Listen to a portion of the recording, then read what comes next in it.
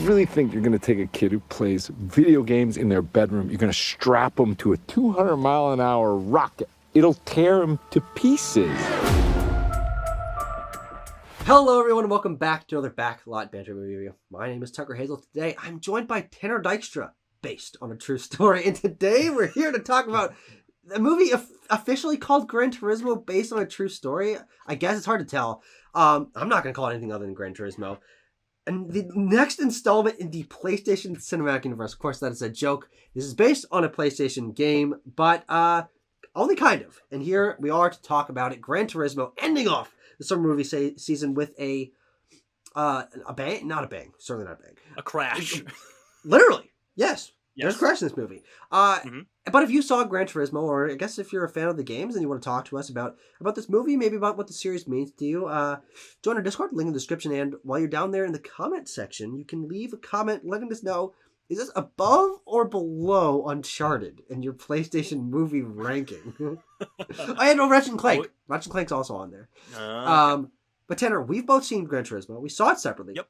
I saw it alone, not literally, not just alone without friends, alone in the theater on Friday on opening day. Yeah. Not a great look. It hasn't happened to me since DC League of Super Pets, Tanner. Well, I was there. I was there with you, though, Tucker. By technicality. Yeah. We're kind of like one person when we watch movies, so it doesn't really count. Yeah. But Tanner, we've seen Gran Turismo, and we've got thoughts about it. I have some thoughts. Okay, let's talk about it. To collect more thoughts on this film, Tucker, I actually started playing Gran Turismo 7 a couple weeks before this film came out. Just sort of like, because I like, just sort of low investment games that that I can just kind of like play for 30 minutes, an hour, and then turn off again. And so I was familiar with the trappings of Gran Turismo as a cultural force before going into this, and didn't improve my experience in the film at all. Yeah. I was able to catch the references to the game, and by that, and they are very skin deep, which is sort of my issue with the film, is that identity, its style is very skin deep. Yeah. They're limited to like the sounds and like a frame of the game and some gameplay.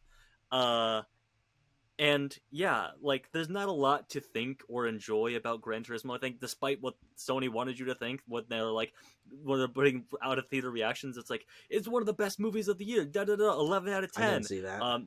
They did find some people who thought that, and there are some people who quite enjoyed this film, but I'm not one of them. I found it quite soulless, quite empty, and ultimately very commercial. No, I definitely agree with you, and I think that the worst part about this is it tries to have heart. It tries to give us our main character of Jan Mardenborough, who is this down on his luck gamer guy that we can relate to, that has parents that are like telling him what to do. It tries. And Godspeed to Archie Madekwe. He fucking tries. He's giving it his all, and he's selling a couple moments. Yes. Okay, I don't like those slow-mo shots where he's like cheering. Those are really fucking cheesy. But with him and David Harbour, this movie tries to have heart. It tries to have character and a dynamic between the two of them. And it works with David Harbour, and it works to a degree with our boy Jan. But ultimately, so much of the movie is business people talking, and the idea of the repetitious idea of a sim racer can't be a real racer. And then just watching some totally competently but not particularly interestingly shot racing sequences that are, I think, the heart is imbalanced by the fact that it feels so much like trying to get more people to know about Gran Turismo that don't know about Gran Turismo before. And granted, I'm a games history guy, I'm a PlayStation guy, so I'm familiar with Gran Turismo. And to the movie's credit, it made me kind of want to buy a Gran Turismo game, but only because I'm like, I feel like I should have played one before I watched this. And also, I don't need to buy one because you actually own it. But it comes down like completely in the middle to me. I'm like, look, it's an interesting story. It's a story that's worth telling, and on film. And it's making me hit a desk. Don't get too excited. It's a story worth telling on film, and it distinguishes itself from other racing movies because it's telling a story from a different perspective. Someone that's not grown up in this world, that brings a different perspective. That this element of it being based on a true story and incorporating video games in a more like substantial manner. Like video games are causing people to, and the simulation is so good that they can actually race cars, and this is culturally important enough to where he's winning races, and like, oh, that's interesting.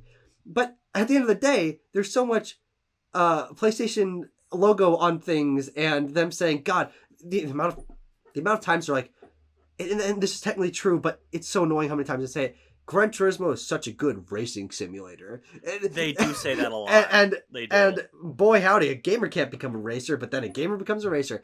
It ends up feeling like sort of self-congratulatory of, wow, look at what a great racing sim we made. And props to the GT team and Polyphony Digital. They make great racing sims. But when it feels like a movie's entire goal is to make people who don't know what Gran Turismo is think that Gran Turismo is the greatest fucking thing ever made, I come down on, this is a fucking product placement. This is a movie made to sell copies of a game. And not to tell the story, which is unfortunate. I mean, ultimately, you're right, Tucker, in that it is a story that is like sort of very well suited to be told in a film format. But they just can't get around themselves in the product placement sort of side of things. I want to talk about things that I liked briefly. Sure. What was the name of the lead actor again? Archie Madekwe. I thought he was fine. I thought he was solid. And his like dynamic with David Harbour is pretty solid too. Especially when they're like joking with each other and having fun a little bit. I really quite enjoy David Harbour when he's like having a good time. Like I said, I think he's just sort of he's having a good time for most of the movie. He is having a good time. He's also from Iowa, apparently. Jack Salter. Oh, the guy? That's right. Yeah, like a kid from Iowa couldn't be a coach. So gotta from Iowa to coach. First him, then me, Tucker. First him, then me. I'm going to be the first Gran Turismo player to become a racing coach instead of a racer himself. So then you can be like, you can do this, guys. I did it in a game. Anyway, but like, neither of them really came across to me as like, neither of them really had a moment that wowed me, I would say. Agree. There was one person that did, though. And his name is Djimon Honsou. Oh, sure. Yeah. Because he's like, we know him. He's often he's a good friend. Pushed to the help side. Raise me as a child. Often pushed to the side in massive blockbusters, and that is the case again here. But like, me and our friend Sam were having a giggle at something in the movie, some wacky scenario we made up about the film. Right before the scene where he comes in, right before the Le Mans race, and like he's crying as he's talking to Jan. And that dialed us in. We like stopped laughing, and we were in that moment. And it was like, Djimon Honsou is a very good actor. So I got to give him props for that, at least that scene alone. But again, he's so bogged down in this cliche, like, you can't be a video game player. You have to have a real job. That's most of his performance, because that's most of the screen time he's given. And this is the weird thing about this movie. The three performances that stick out the most are those three. And they oscillate. There's an inverse correlation between amount of screen time and how good the performance is. Yes. And that's really fucking annoying, because you can imagine, though it wouldn't necessarily be particularly accurate to the story, but imagine a longer introductory sequence about the dynamic between Jan and his father. And it gives us more screen time for Djimon Honsou to really deliver some lines about being a father and what his like passion about sports and about his children, about life as an immigrant and all that, what all that means to him. But instead it's like sprinkled and then backloaded, and it's like it's uncomfortably put throughout, and then we have to focus on Jan, of course the focus. But David Harbour selling his lines, having a lot of fun. And I would say he's the best part of the movie. But I like all three of these performances, and Archie Madekwe is doing more than what he's given, and he's making me kind of care about this guy, especially as you get more on, and he like becomes more skilled, and he's not just a kid who's like running home to play video games as soon as he can. But I think the problem this movie really, really has, that even with competent to great actors and an interesting idea, or interesting story rather, is it's one of the most formulaic fucking blockbuster Hollywood ass movies ever. That's not even a Formula One movie. No, it's not. No. we gotta have a fucking love interest. Let's have the love interest in here. We gotta have the parent that the disapproving parents. Let's have the disapproving parent. We gotta have the coach that's got a heart of gold, but is a little bit tough on the people he's training. The moment we gotta have the people who are discounting our underdog because it's like, you're not a real racer, you're a gamer, or for what you're not a real racer, you're X or whatever. And we gotta have the moments of triumph and of failure, and it doesn't feel like it subverts any of those. And so a lot of the scenes end up just feeling formulaic, and there's the training sequence, and here's the scene where he fails, and here's a scene where he's with the coach, and I think that really is what ends up turning me off from this movie in retrospect, because it's a totally fine watch. If you're not so entrenched in movie cliches and haven't seen a bunch of stuff, it's not going to bother you too much. No. But at the end, I'm like, there's not much to take away from this, because while there's a really unique story to be told, the way they structure it and pace it is by the numbers, beat by beat. And that's unfortunate, because if they'd taken this unique story and told it through a unique structure, it would have felt significantly more distinct. But as it stands, it's just exactly what you fucking expect. Yeah. I'll also have to say, because the one thing that could have saved this movie, I think, if it wasn't going to be the story, it could have been the driving, the racing. But I also think it was sort of doomed to fail there as well. I mean, we are adapting a one-to-one realistic driving simulator, and so the driving is some of it done by Jan Mardenborough himself. Yes, the actual one. Exactly. Is very technical. It's very, like, to the dot. We're doing... They talk about race lines in the movie, because that is something that, professional racers do. They have to find the optimal way to race a track that is, the fastest and the safest, and so on and so forth. And so we do that, and we try to zhuzh it up. Neill Blomkamp, this is a Neill Blomkamp picture, if you can fucking believe it, tries to zhuzh it up with, like, some drone cinematography and stuff. I have a problem with the drone cinematography.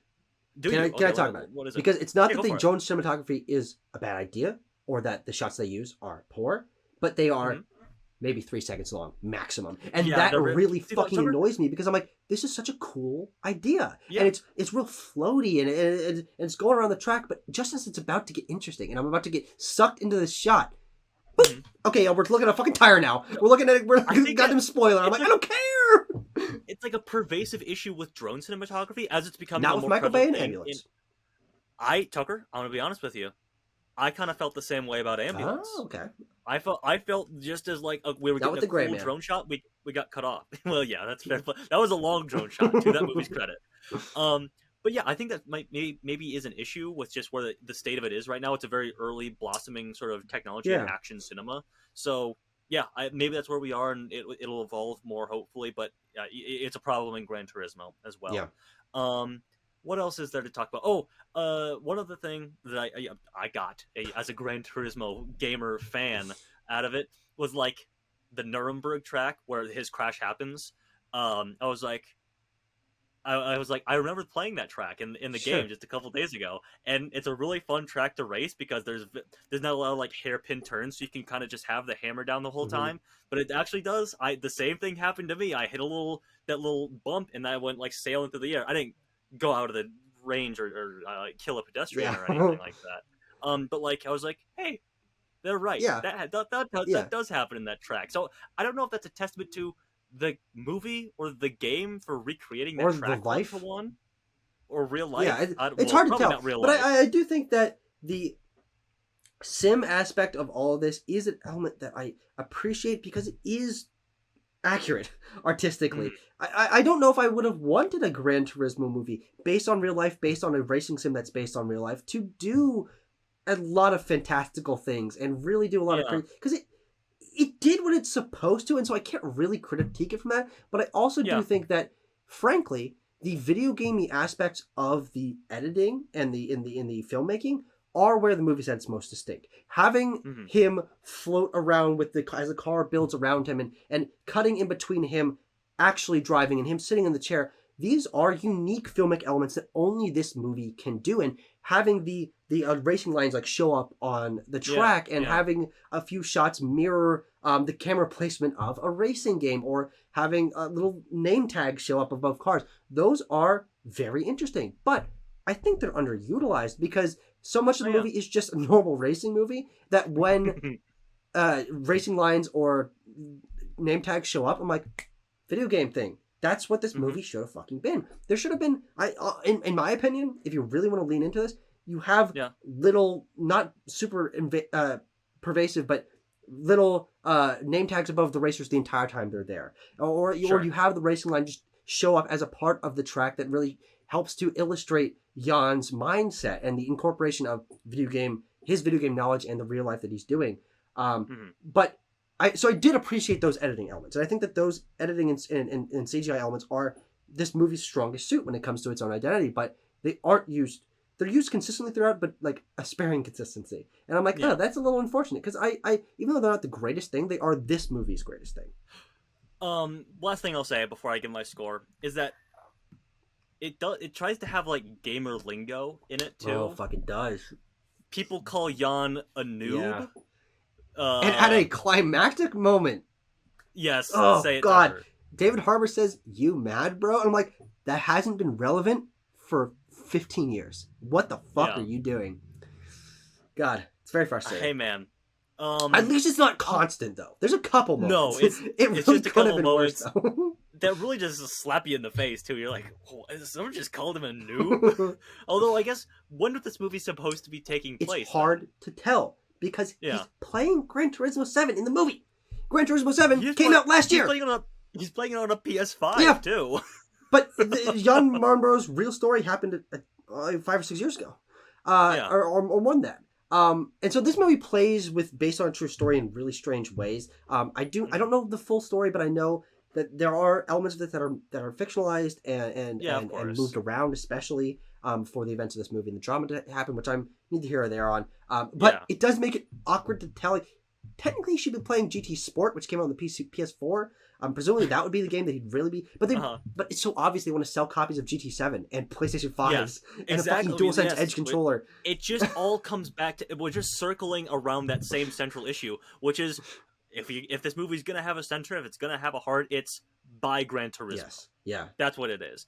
I'm gonna go 4.8 on this thing. I'm gonna go the same. You know, for spice, Tanner, I'll go for 0.9. Or pretending like the decimal means anything. But it's just a movie that I think goes below average, just barely, but goes below average because it had the potential. We have actors that are doing interesting things. We have a story that's based on an interesting story. We have an interesting director. But it's formulaic. It's by the books, and it ends up feeling soulless because it's corporate. Fuck you. Buy my goddamn game. And that's just a disappointment because, man, it just could have been so much more. It could have been, and I ultimately end up feeling bad for Neill Blomkamp. As a couple of people have pointed out, this is the first movie of his that he didn't write, so it really reeks to me.